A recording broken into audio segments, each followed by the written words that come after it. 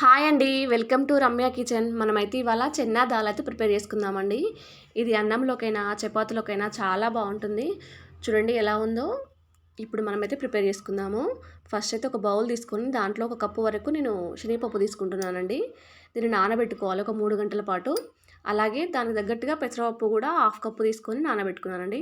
చూడండి 3 గంటలు నానినాక అలా ఉంది. ఇప్పుడు గ్యాస్ ఆన్ చేసుకొని కడాయి పెట్టుకొని దాంట్లో వాటర్ పెట్టుకొని వాటర్ అనేది ఫుల్గా బాయిల్ అయ్యాక దాంట్లో పప్పు వేసుకోవాలండి. 2 పప్పులు వేసుకోవాలి.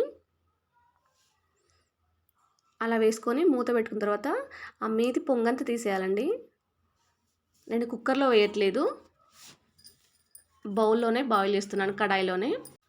కుక్కర్లో వేస్తే చెన్నా దాల్ అనేది అంత బాగా రాదండి, అందుకే కుక్కర్లో వేయలేదు నేను.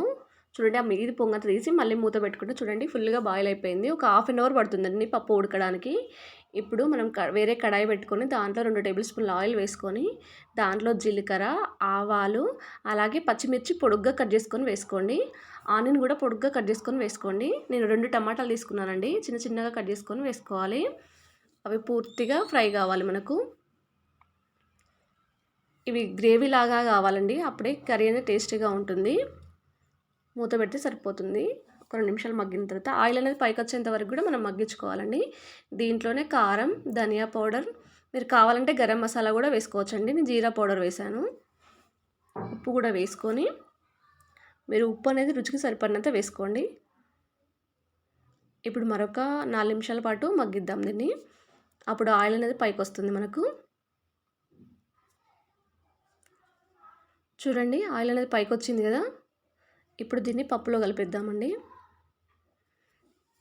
పప్పులో కలిపేసి 2 నిమిషాలు ఫ్రై అయిన తర్వాత మొత్తం కలిపేసుకోవాలి. ఇప్పుడు మొత్తం కలిపేసుకున్న తర్వాత 2 నిమిషాలు మగ్గనివ్వాలండి. ఆయిల్ పైకి వచ్చేంత వరకు కూడా మగ్గితే సరిపోతుందండి. 2 నిమిషాలలో ఆయిల్ పైకి అనేది వచ్చేస్తుంది. చూడండి ఆయిల్ పైకి వచ్చేసింది, అంతే అండి. ఇప్పుడు దీన్ని ఒక బౌల్లోకి తీసేసుకున్న తర్వాత మళ్ళీ చిన్న కడాయి పెట్టుకొని నేనైతే ఆయిల్ వేసుకుంటున్నానండి. మీరు కావాలంటే నెయ్యి కానీ బటర్ కానీ వేసుకోండి, అప్పుడే చాలా పర్ఫెక్ట్గా వస్తుంది. ఆయిల్ హీట్ అయిన తర్వాత ఒక 10 వరకు వెల్లుల్లి రెబ్బలు చిన్నగా కట్ చేసుకున్నానండి. మీరు కావాలంటే దంచి వేసుకోవచ్చు. అలాగే ఎండుమిర్చి ఒక 3 వేసుకుంటున్నాను నేను. వేసుకొని కరివేపాకు కూడా వేసుకుంటున్నానండి దీంట్లో చిన్నగా. పోపు అనేది బాగా వేగాలండి, అప్పుడే చాలా టేస్టీగా ఉంటుంది.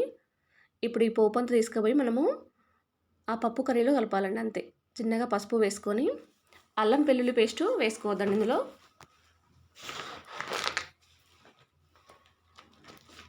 ఇప్పుడు పోపు అంతా మొత్తం కలిపేసుకోవాలి,